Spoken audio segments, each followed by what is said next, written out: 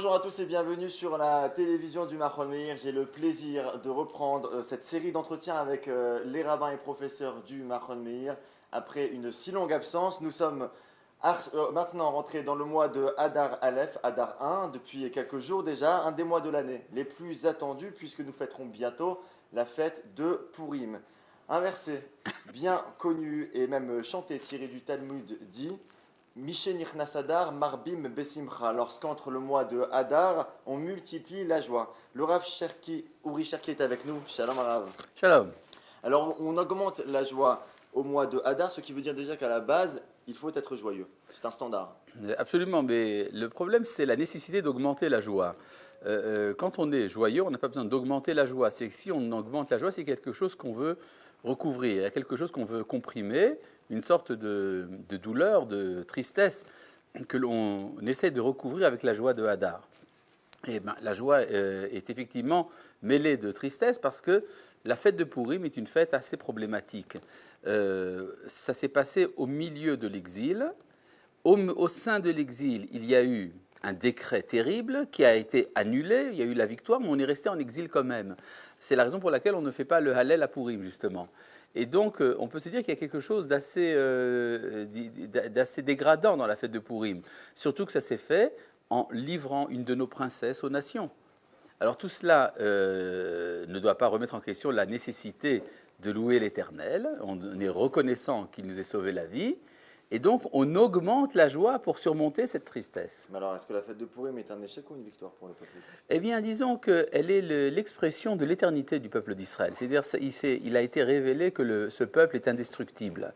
Et ça se révèle à travers justement un phénomène qui en lui-même est assez problématique. Le problème justement de la bassesse de l'exil. Vous savez qu'il y avait une coutume en Algérie, quand on appelait des filles du nom de Esther, on les appelait Esther Judith, Esther Yehoudite, pour compléter ce qui manque en Esther.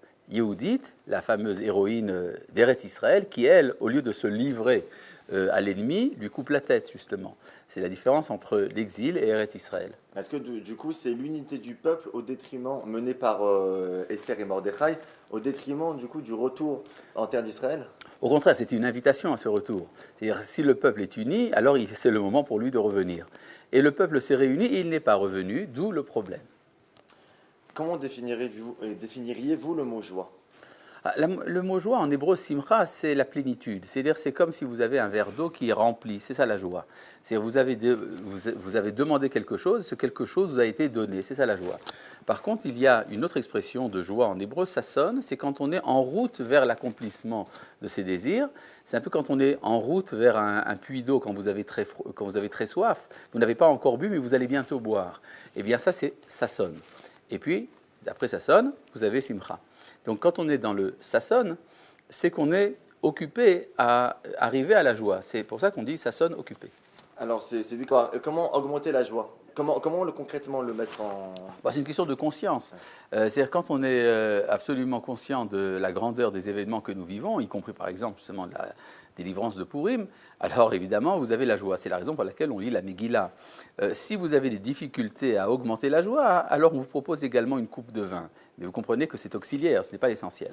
Alors, on se tromperait, Rav Cherki, en disant que c'est en raison de Purim qu'il y a ce commandement de multiplier la joie, mais on parle du mois de Hadar, Mishe Nichnas Hadar, lorsqu'on rentre le mois de Hadar.